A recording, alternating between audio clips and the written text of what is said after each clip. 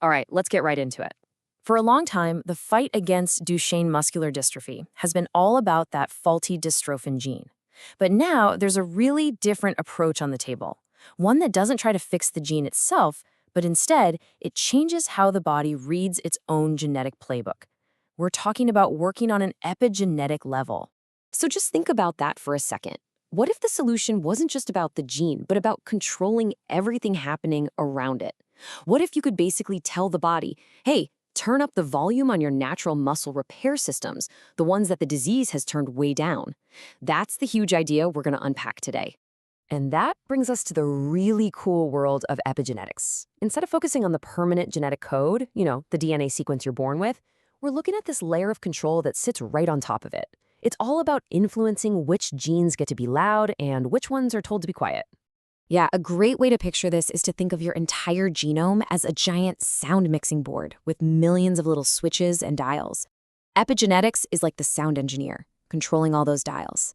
Now, in Duchenne, some of the most important dials for muscle repair have been turned way, way down, almost to mute. This new approach is all about reaching in and turning them back up. So how in the world do you actually turn those dials up? Well, the mechanism has a fancy name, HDAC inhibition, but it's actually a pretty clever way of getting involved at the molecular level to change the very instructions the muscle cells are getting. Let's break that down. Your DNA, all that genetic code, is wrapped around these proteins called histones. You can think of them like spools for thread. Now, these enzymes called HDACs can make that thread wind up super, super tightly, so tight that the genetic information on it just can't be read. By inhibiting or blocking these overactive HDACs, you're basically letting the thread unwind so it can be read again. This slide just lays it out perfectly. Look on the left. In dystrophic muscle, those HDAC enzymes are just going wild. They're winding the DNA up so tightly that the genes for muscle regeneration and calming inflammation are totally silenced.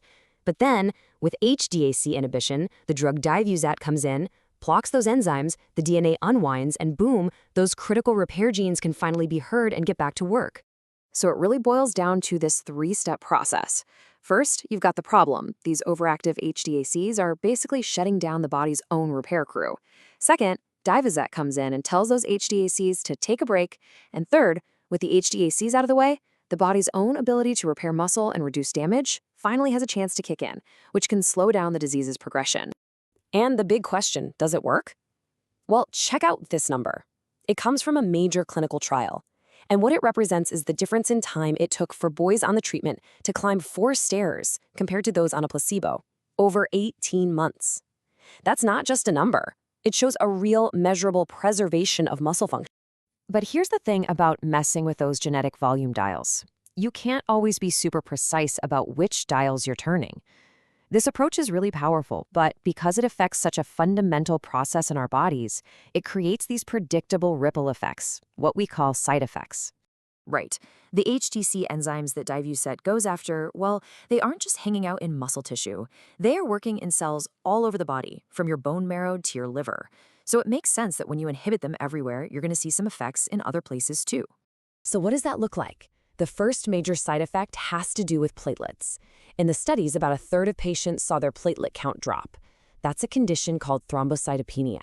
And as you know, platelets are absolutely crucial for helping your blood clot. And the second key side effect has to do with blood fats. A pretty big majority of patients, 59%, saw an increase in their triglycerides. These are a type of fat in your blood that your body uses for energy. So the big question is, why do these two specific things happen, and what's the game plan? Understanding why these side effects pop up is the absolute key to handling them. And the good news is, there's a very clear, very proactive plan in place for both. First up, let's talk platelets. A drop in your platelet count sounds a little scary, I know, but it's actually a direct and predictable result of how the drug works. So what's the biology here? Well, the process of making new platelets happens in your bone marrow, and it's called megakaryopoiesis. It turns out HDAC enzymes are really important regulators of this platelet factory. So when you inhibit them with a drug like Dyvuzat, you're essentially slowing down that production line for a bit. The body is still making platelets, just at a slightly slower pace. And because this effect is so predictable, the management plan is incredibly straightforward, and it's all built on monitoring. It starts with a baseline check before the treatment even starts. Then regular blood tests keep an eye on the platelet levels. If they dip a bit too low, the medical team can simply adjust the dose to find that perfect balance, maximizing the benefit to the muscles while keeping the platelets in a safe range. Okay, now let's switch gears to that other major side effect, the increase in triglycerides. And just like with the platelets, this is not some random thing. It's tied directly to how the drug functions in the body. Your liver is basically the central command for processing and managing fats in your body. And guess what? HDEC enzymes are part of that complex machinery that regulate fat metabolism. So by inhibiting them, you can slightly change that delicate balance, which can lead to more triglycerides circulating in the blood. Now, the first line of management here is actually super proactive and empowering. It involves these well-known dietary and lifestyle changes. The guidance is very specific. Keeping total fat under 30% of daily calories, cutting back on sugary stuff that the body can turn into fat, and adding in healthy fats from fish. And of course, that's paired with limiting alcohol and staying active. And this is a really, really important detail from the guidelines. It's not just about the total fat you eat in a day, but about avoiding those big fatty meals that can make triglyceride levels spike. This specific advice, keeping any single meal under 15 grams of fat, is a seriously powerful tool for managing this side effect. And just like with platelets, there is a clear medical plan. It kicks off with a baseline check and then follows a set schedule for rechecking the levels over time. If the lifestyle changes aren't quite enough and the numbers creep up too high, the dose can be adjusted. It's all about creating a personalized approach for every single patient. So when you put all of this together, you can really start to see the philosophy here. This isn't just about take a pill and hope for the best. It's about a complete, proactive approach that carefully balances a powerful benefit with side effects that are predictable and, most importantly, manageable. This slide really brings it all home. On one side, you have this incredible benefit, a new epigenetic therapy that can slow down muscle deterioration by literally turning the body's own repair systems back on. And on the other side, you have the management, a clear, data-driven plan that makes the side effects manageable through a true partnership between the patient, their family, and the medical team. And that leads us to a final, really big question.